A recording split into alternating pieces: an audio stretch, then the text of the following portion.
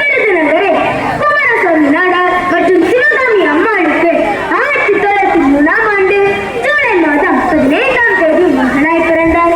காமராஜருடைய தந்தை அவரது சிறு வயதிலே இருந்து விட்டதால் தாயின் கஷ்டத்தை உணர்ந்த காமராஜர் தன்னுடைய படிப்பினை துறந்து தன்னுடைய அம்மாவிற்காக தன்னுடைய மாமாவின் துணிக்கடையில் வேலை செய்தார். வேலை செய்யும் போது பல தலைவர்களுடன் பார்த்தாலும் மற்றும் நாடுகளின் செய்திகளை படித்தும் ஈர்க்கப்பட்டு 1920ஆம் ஆண்டு தனது 16 வயதில் தன்னை காங்கிரஸ் கட்சியில் எடுத்துக் கொண்டார். ஜாலியன் வாலாபா படுகொலை அவரது வாழ்க்கையின் தீர்க்கமான திருப்பமாக அமைந்தது. பின்பு 1930ஆம் ஆண்டு வேதாரண்யத்தில் ராஜாஜி தலைமையில் நடைபெற்ற உப்பு சத்தியாகிரக போராட்டத்தில் பங்கேற்றதற்காக அவரை கைது செய்யப்பட்டு கல்கத்தாவில் உள்ள அலிப்பூர் சிறையில் அடைக்கப்பட்டார். 1930ஆம் ஆண்டு ஆகஸ்ட் புரட்சி இயக்கத்தில் கலந்து கொண்டதற்காக சிறை சென்றார். காமராஜருடைய அரசியல் குரு சத்தியமூர்த்தி என்பவர் ஆவார். காமராஜரை கட்சியின் செயலாளராக சத்தியமூர்த்தி நியமித்தார். 1953ஆம் ஆண்டு காமராஜர் முதலமைச்சராக பொறுப்பேற்றார். முதலமைச்சராக பொறுப்பேற்றவுடன் அனைத்து மாணவர்களுக்கும் கல்வி கிடைக்க வேண்டும் என்று மதிய உணவு திட்டத்தையும் சீருடை திட்டத்தையும் இலவச கல்வி திட்டத்தையும் துவங்கி வைத்தார். மூடியிருந்த 6000 பள்ளிகளை திறந்து வைத்தார். 17,000க்கும் மேற்பட்ட பள்ளிகளை திறந்து வைத்தார். இதனால் இவரை எல்லோரும் அன்பாக கல்வி கண் திறந்தவர் காமராஜர் என்று அழைத்தனர். ஒரு முறை தன்னோட அமைச்சரவை குழுவை கூட்டி தமிழகத்தில் பள்ளி தேர்ச்சி எண்ணிக்கை குறித்து அமைச்சர்களிடம் பேசினார். ஒரு கோவில் திறந்தால் இந்துக்களுக்கு மகிழ்ச்சி, ஒரு சர்ச் திறந்தால் கிறிஸ்தவர்களுக்கு மகிழ்ச்சி, ஒரு மசூதி திறந்தால் இஸ்லாமியர்களுக்கு மகிழ்ச்சி, ஒரு நூலகம் திறந்தால் புத்திசாலிகளுக்கு மகிழ்ச்சி. ஆனால் ஒரு பள்ளிக்கூடம் திறந்தால் நம்மை படைத்த கடவுளுக்கு ஏது மகிழ்ச்சியா?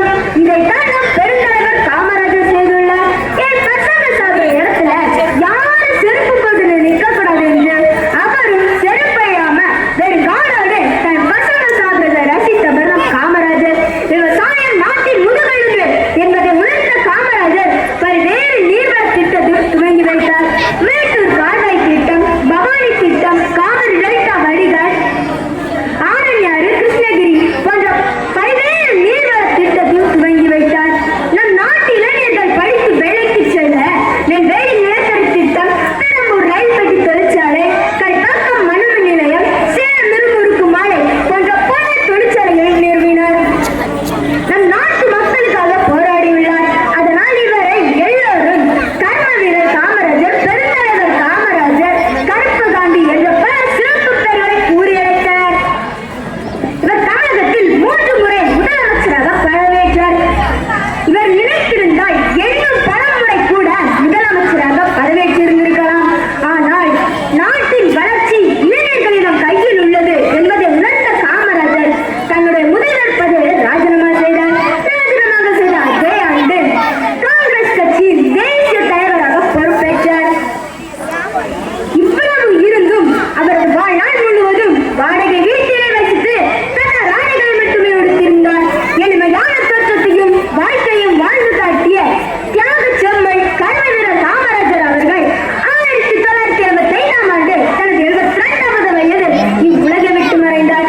இவருடைய உடல் இப்பூமியை விட்டு மறைந்தாலும் இவருடைய புகழ் உலகை விட்டு மறையாது. இதுவே காமராஜரின் வாழ்க்கை வரலாறாகும். இத்துடன் சிற்றுரை முடித்துக் கொள்கிறேன். நன்றி, வணக்கம்.